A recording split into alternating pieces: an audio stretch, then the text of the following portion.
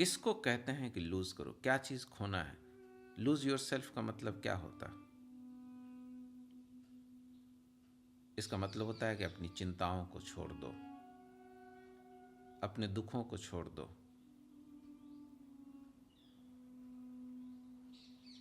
रूमी कहते हैं कुछ भी हो जाए उदास मत हो।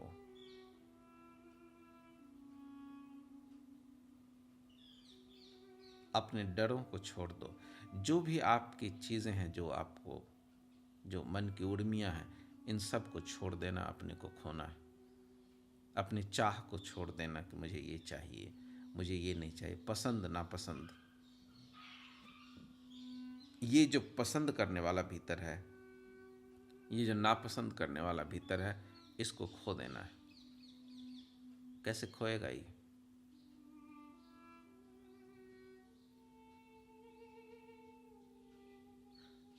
जैसे आप दाहिने हाथ से दाहिने हाथ को नहीं पकड़ सकते, ऐसे ही आपके भीतर जो ये चिंता करने वाला है, ये खुद से खुद को नहीं मिटा सकता।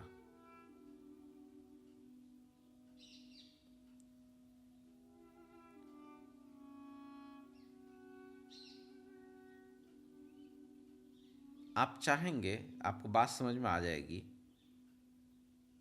लेकिन आप जब करने जाएंगे तो आप नहीं कर पाएंगे।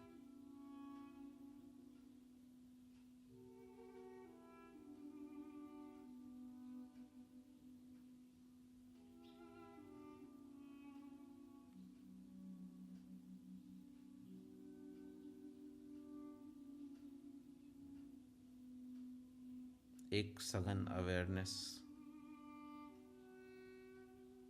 सदा भीतर मौजूद है, उसके प्रति अटेंटिव होएं।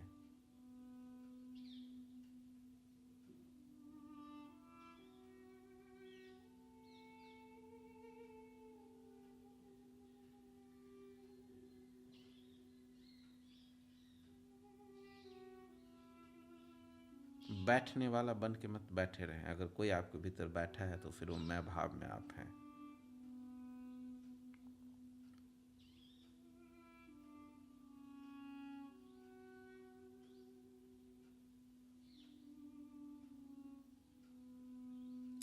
कैसे खुद को खोया जाए?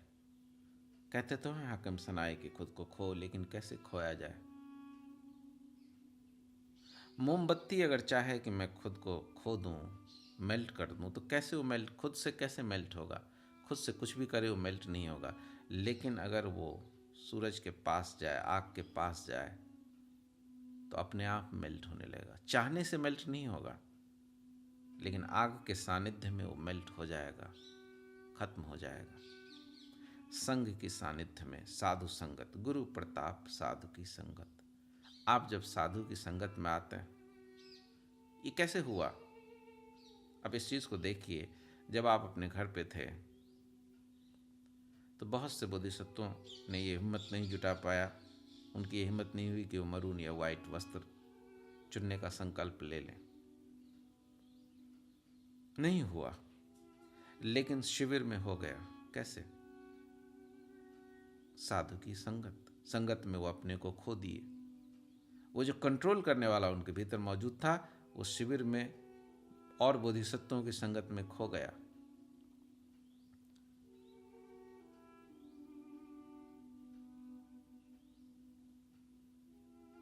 संखेमा ने लिखा मुझे कि पहली बार मुझे ऐसा एहसास हुआ कि सिर्फ गुरु कैटेलिटिक एजेंट नहीं होता।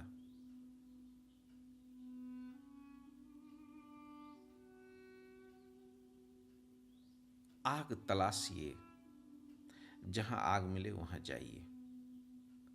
आप पाएंगे कि आप खोने लगे। कुछ करने की फिर जरूरत नहीं रहती, सब अपने आप होने लगता है।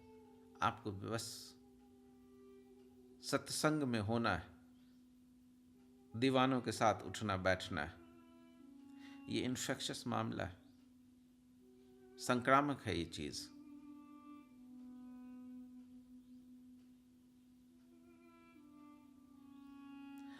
फिर आप कहेंगे कि मिलता नहीं संग, हमेशा साथ मिलता नहीं, संभव नहीं है, तो क्या करें?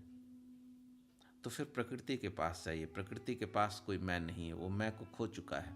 तो ऐसे के पास बैठिए जो मैं को खो चुका है। प्रकृति से प्रेरणा लीजिए, फिर हालांकि गहरी दृष्टि चाहिए। जब आप में से किसी ने नहीं लिया मरून या वाइट, शिविर में क्यों ले लिया? क्योंकि शिविर में उसने देखा, अरे इसने ले लिया तो मैं भी ले लेता, तो ये तो मेरे जैसा ही है, अगर ये ले सकता है तो मैं भी ले सकता हूं।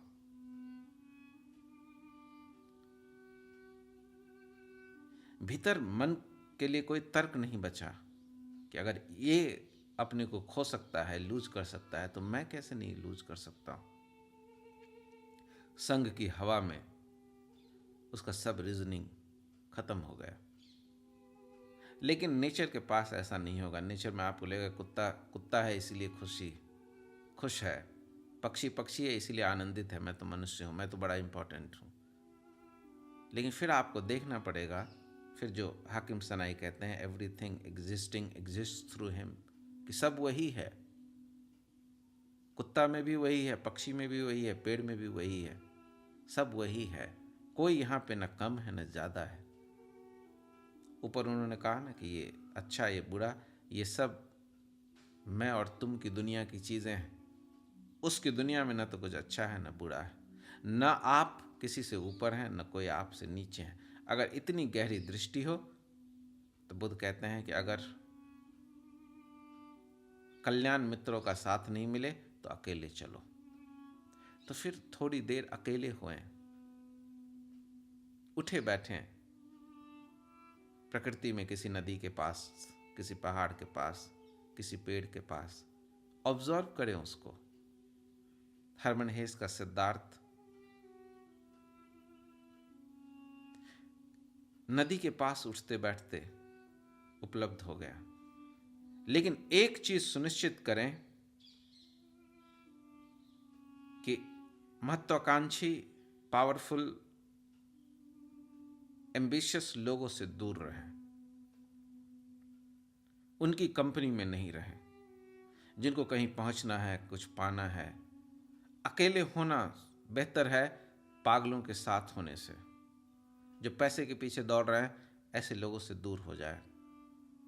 जो वासना के पीछे, स्त्री के पीछे भागता है, रामकृष्ण कहते थे दो लोगों से बच के रहो, जो गोल्ड और स्त्री, गोल्ड एंड वुमेन, इनके पीछे भागता है। गोल्ड प्रतीक है धन का, ऐसे लोगों से दूर रहें। ऐसी चीजों से दूर रहें जो इन लोगों के द्वारा बनाई गई। मेरे जीवन का एक ही रूल रहा हमेशा से, जब से मैंने संन्यास लिया,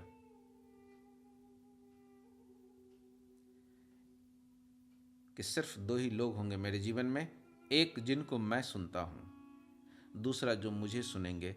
बाकी बीच में कुछ भी उपाय नहीं है। बीच में अगर कोई आना चाहेगा तो उसको मैं चलता कर दूंगा। तो भगवान, मेरे गुरु एक ऐसे व्यक्ति थे जिनको मैं सुनता था, तो उनके सत्संग में बैठता था, उनका ऑडियो सुनता था। दूसरे जो भी लोग थे वो वही लोग थे जो मुझे सुनते थे। कोई बातचीत करने वाला कोई व्यक्ति मेरे जीवन में नहीं था, और जो बातचीत के लिए आया मैं उसको दूर करता गया। मेरे साथ बातचीत संभव नहीं। मेरे पास आए हो तो मेरे जैसे हो। थोड़ी देर बातचीत कर भी सकता हूं, सिर्फ इसलिए कि इस उम्मीद में कि तुम मेरे जैसे हो जाओगे, तुम मुझे सुनने लगोगे।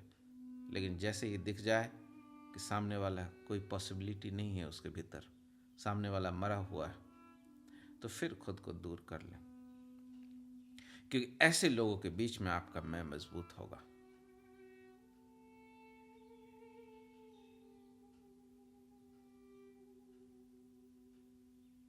तो अपने को खोना है, और खुद से आप खो नहीं सकते। ऐसे लोगों के पास उठना बैठना होगा जो खुद को खो चुके हैं, और कोई उपाय नहीं। कभी कोई दूसरा उपाय नहीं है। आप विधि करके, शास्त्र पढ़ के आप सोचेंगे कि मैं अपने को खो लूंगा, तो आप गलतफहमी में, आप नहीं खो पाएंगे।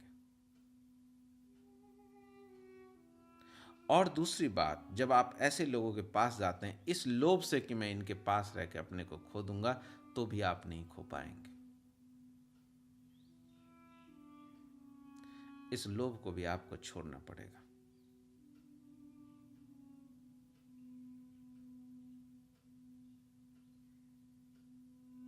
कुछ पाने के लिए अगर आप जाते हैं साधु के पास भी आप जाते हैं कि कुछ मिल जाए। लोग जाते हैं साधु महात्मा सत्संग में कि कुछ उससे मिल जाए, कोई आशीर्वाद मिल जाए, जिससे धन और इकट्ठा हो जाए, कि नौकरी मिल जाए, कि बेटा हो जाए, कुछ आकांक्षा कि आध्यात्मिक कुछ उपलब्धि मिल जाए, कुछ शक्ति मिल जाए। कुछ भी पाने की चाह से अगर आप वहाँ जाते हैं तो फिर वो चाह बाधा बन जाएगी। तो शुरू में हो सकता है आपके भीतर चाह ही चाह है तो आप जाते हो, लेकिन धीरे धीरे आपको सब चाह छोड़नी होगी।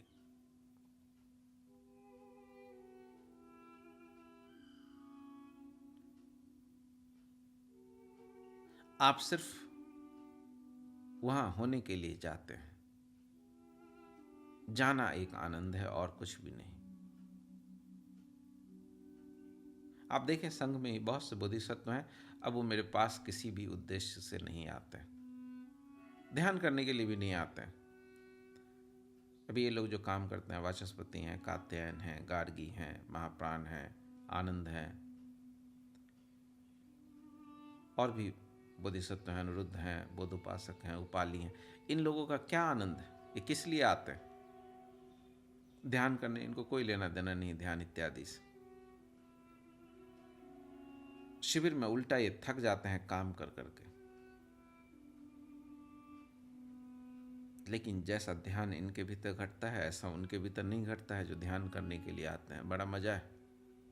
इनको मैं देखता हूं जिनको ध्यान से कोई लेना देना नहीं है, इनकी गति हो रही है, और जो ध्यान के लिए आते हैं उनकी कोई गति नहीं। जो कैलकुलेशन से आते हैं, जो सुविधा से आते हैं, जो कुछ पाने के लिए आते हैं, वो खोते चले जाते हैं। वो कुएं के पास जाके भी प्यासे रह जाते हैं। लेकिन जो सिर्फ आने के लिए आते हैं, प्रेम की वजह से आते हैं, उनके आने के पीछे कोई उद्देश्य नहीं सिवाय इसके कि प्रेम है। कोई अपेक्षा नहीं है उनके भीतर। एक कैलकुलेशन नहीं है कि मैंने शिविर में पैसा दिया है, मैं अब आराम से अपने कमरे में बैठूं और ध्यान करूं। नहीं, वो पैसा भी देते हैं, सारा काम भी करते हैं, और ध्यान करने का उनको समय नहीं मिलता। वो आयोजन में ही व्यस्त हो जाते हैं, और आयोजन के पीछे भी कोई उद्देश्य नहीं है। कई बार हो सकता है आयोजन के पीछे उद्देश्य हो कि आयोजन से मेरी पहचान बन जाए, लोग मेरे को जाने, या इसी बहाने किसी स्त्री से दोस्ती हो जाए। नहीं, ऐसा भी नहीं है।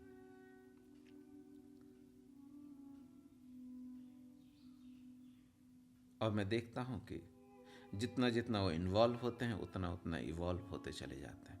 इन्वॉल्व होने में इवॉल्व होना है।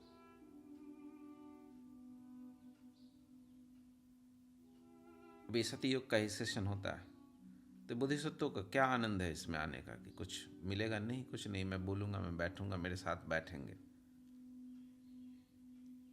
इस बैठने के पीछे अगर कोई भी हेतु है तो फिर आप अपने को लूज नहीं, आप फना नहीं हो पाएंगे।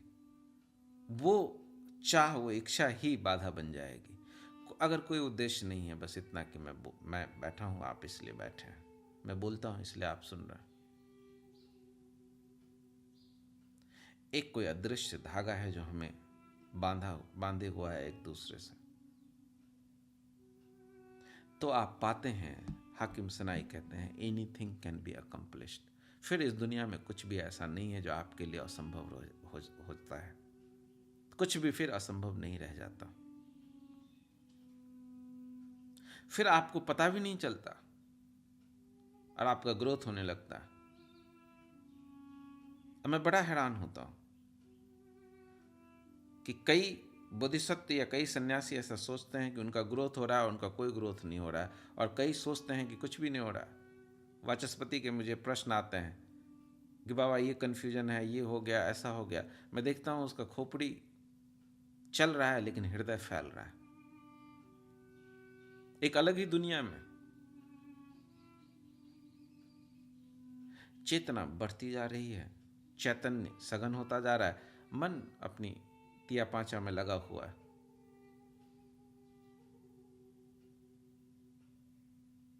और कई बार मैं देखता हूं कि चेतना कहीं नहीं जा रही है, बेहोशी जरा भी नहीं टूटी है, लेकिन मन सोच रहा है कि मैं बड़ा ग्रो कर रहा हूं, मेरी बड़ी आध्यात्मिक यात्रा चल रही है। धार्मिक बातचीत को ही धार्मिक ग्रोथ समझ लेते हैं। आनंद मुझसे पूछते हैं कि भगवान कुछ भी समझ नहीं आता मुझे, लोग ये अनुभव इत्यादि की बात करते हैं, मुझे तो कुछ भी नहीं होता, लेकिन मैं देखता हूँ कि दिन ब दिन आनंद खिलते जा रहा है।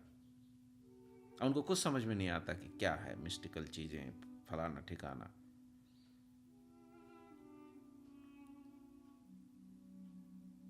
बहुत ही रहस्यमयी यात्रा है।